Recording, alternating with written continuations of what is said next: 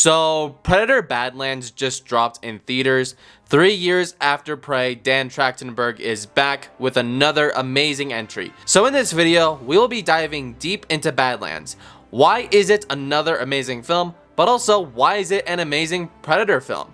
Now, we will be keeping things spoiler free since it did just come out, but let's get to the bottom of why Badlands is an amazing Predator film. Now let's add some context to this entire video because I think it's important to put my stance on the entire franchise. From a subjective manner, I got into this series last year, so my thoughts are more balanced compared to others.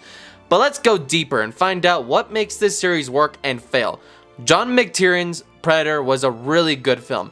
It is a franchise built on suspense and intellect, the primal fear but also the human stakes that make it feel real. After that, the franchise became a convoluted mess. But years later, we got The Predator, which is an insult. How did Shane Black, who was in the first film, make this pile of garbage?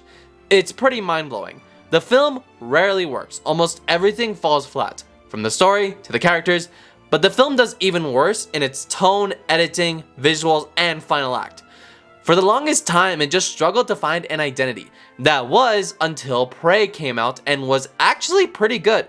It had an amazing lead and a complex narrative, but more importantly, it brought the franchise back to where it needed to be. It packed that action, mystery, tension, and horror into one package. Even this year's Killer of Killers. Like Alien vs Predator, I just watched this recently, and my god, this is one of the biggest surprises of the year for me. Both Prey and Killer of Killers have something in common. It shows how well Trachtenberg understands this world. Someone who has a clear understanding of what makes Predator work. He gets this franchise built off of survival and sci-fi horror. Ever since then, the franchise has had a bit of a comeback story. Trachtenberg was able to revitalize the brand, and as we're about to see with Badlands, he is just doing it even more favors. So to understand where Badlands succeeds the most, let's talk about the Predator. The last few films had the Predator always as the villain, but this film is the exact opposite. Now we follow the Predator as a good guy, one who's unlike any Yautja we have seen before. In this film, we follow Dek, who's trying to be like his clan, so he goes to a planet called Jenna so he can hunt down the biggest beast known as the Calist. There he meets Thea and Bud, who help him throughout the journey. What I like about this approach is how different they portray the Predator. Instead of a beast that knows how to hunt to a T, this version is just starting to learn how to get going. His father doesn't respect him at all. All he wants is to be accepted by his clan. Dek is the least like any Predator we have ever seen, and I like that. With this version being the protagonist, it is the most character development we have ever seen. As we mentioned, this version is helped by two people. Both Thea and Bud add plenty to his character, especially Thea. She is the beating heart of this story. While he doesn't want to be helped by anyone, she is more accepting of this. Instead of wanting to be more like his clan, he wants to be more like himself, alongside Thea and Bud. This approach to the Predator himself was a genius idea. It was not only fresh and unique, but it was genuinely well done. The acting from Dimitri Sucher, I'm not even trying to pronounce that, was also just great. Not to mention how Trachtenberg executed it all. It was a great idea that makes this movie so much better. But let's turn away from the Predator himself because the rest of the story and characters also have a lot of pros. They're visiting the planet Jenna, which is honestly one of the best parts about this movie. The planet is its own character. It adds both to all the characters but also the world. There's plenty of dread that the planet creates. When you see them going against the creatures that attack them, it just adds to the atmosphere of this planet. Now, as we said, this is a fresh story. With both Dek and Thea teaming up, you get plenty of character development. Dek in particular thinks he just wants to be this hardened Predator warrior, while Thea thinks he can be more than that. And you see along the journey, both of them grow because of each other. Dan Trachtenberg actually said he wanted to do a fresh story. He felt like if you do the same thing over and over again, it will cause more problems. And to be fair, he isn't entirely wrong. Safe storytelling isn't a bad thing, but it's nice to see a director willing to take risks. Even with all the new fresh storytelling for this franchise, there are still things we know and love. For example, we get a military group who's sent here to get the Calist. Just this time from a different perspective. In the past films, they were the good guys, since our protagonist was normally a soldier. But because we follow Yautja warrior, this time they are the bad guys. so it is just a switch up, but it still finds a way to do what we know and love. The tone is a perfect balance of dark storytelling with plenty of brutal action mixed in with a lot of heart at the same time. Also, how much of a visual feast it is. The visual effects in this film are just stellar. That style that Trachtenberg brought to Prey is present here.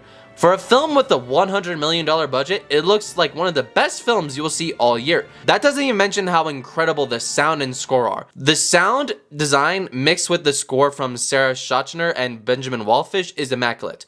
The score adds so much dread and fear that makes the franchise special. But let's talk about the characters, starting with Thea. She is easily the best part of this movie for me. She adds a lot of levity that the film really needs, but also a fresh idea of AI characters and movies. She is a relatable character with plenty of heart and enthusiasm. Now, Elle Fanning plays dual roles. She is also playing the character of Tess, who is the antagonist of this movie.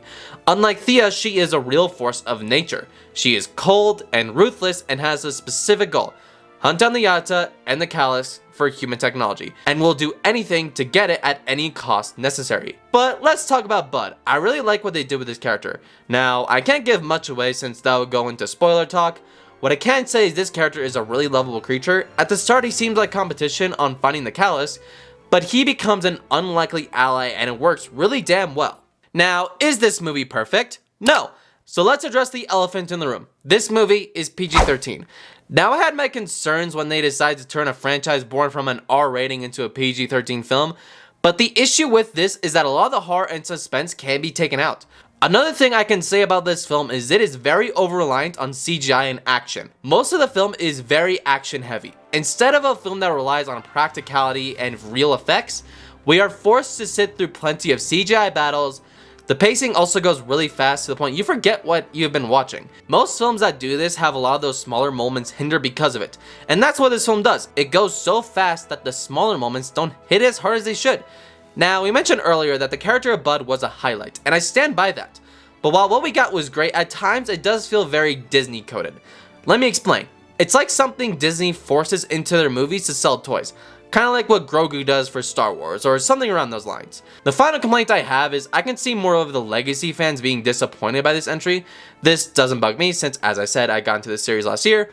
But this film is for sure not gonna please longtime fans. This story is new and fresh, so it can be disappointing for some fans in that aspect.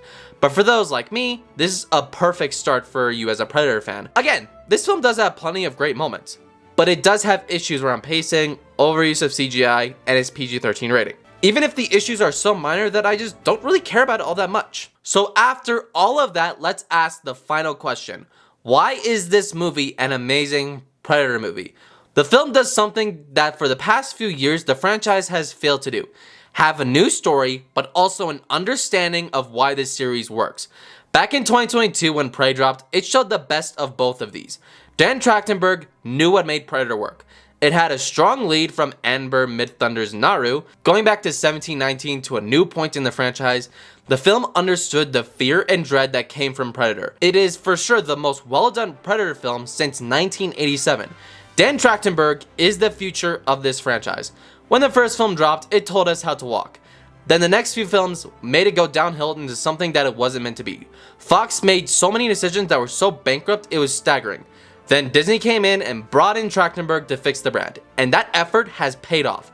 Predator Badlands is an amazing Predator film through and through. It understands what makes it tick with a fresh, new, innovative story focusing on a Predator finding his place in the clan. While making new friendships along the way, it shows us that you don't need to do the same old thing to make a great Predator movie. You just need the right direction and execution in order to make it work. I don't care what happens, but Dan Trachtenberg needs to be involved in every Predator movie or project going forward, even if he isn't directing. After years of bad films that made the franchise avoidable to the general public, he has delivered 3 films that we always deserved. And Badlands might just be the best of the bunch. So now, the question is for you guys. What did you guys think of Predator Badlands? Whatever you guys thought of it, I would love to know what you guys thought about it down in the comments. Without giving much away since it just came out, what are your general impressions on the movie? Make sure to hit that like button and subscribe to the channel so you don't miss future videos. Until next time, take care.